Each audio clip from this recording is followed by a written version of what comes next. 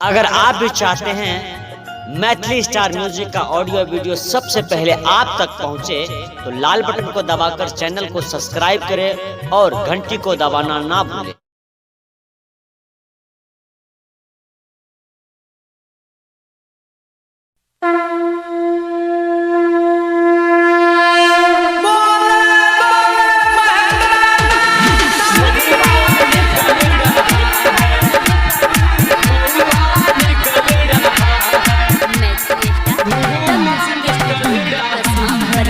मेरे भोले बाबा के चिलम से देखो धुआं निकल रहा है।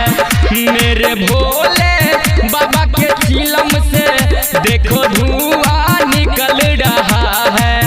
कवरिया आते हैं जल चढ़ाते हैं, कवरिया आते हैं जल चढ़ाते हैं, सब मस्ती में झूम रहा है। मेरे भोले बाबा के चिलम से देखो धुआं निकल रहा है। मेरे भोले बाबा के चिलम से देखो धुआं निकल रहा है। कांवरिया आते हैं जल चढ़ाते हैं, कांवरिया आते हैं जल चढ़ाते हैं, सब मस्ती में झूम रहा है। मेरे भोले बाबा के चिलम से देखो धुआं निकल रहा है।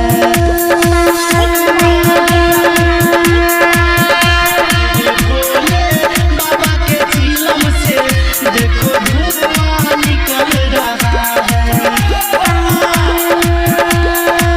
Maithili star Gupta music studio Kasma Marar. धुआं निकल रहा है। अब सावन के पावन जब महीना रे, महीना रे आवे सावन के पावन जब महीना रे, जब महीना रे, भोले के दर जैसा है कहीं ना रे, कहीं ना रे, हाँ कहीं ना रे, कहीं ना रे। वो आते हैं जो भी बाबा शरण में खाली नहीं जा रहा है। मेरे भोले बाबा के चिलम से देखो धुआं निकल रहा है। मेरे शंभू बाबा के चिलम से देखो धुआं निकल रहा है, देखो धुआं निकल रहा है। मेरे भोले बाबा के चिलम से देखो धुआं निकल रहा है।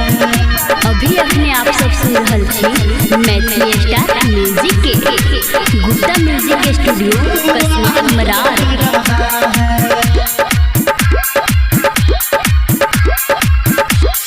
धुआं निकल रहा है। ये बाबा तो दुनिया में सबसे दानी है, दानी है, दानी है।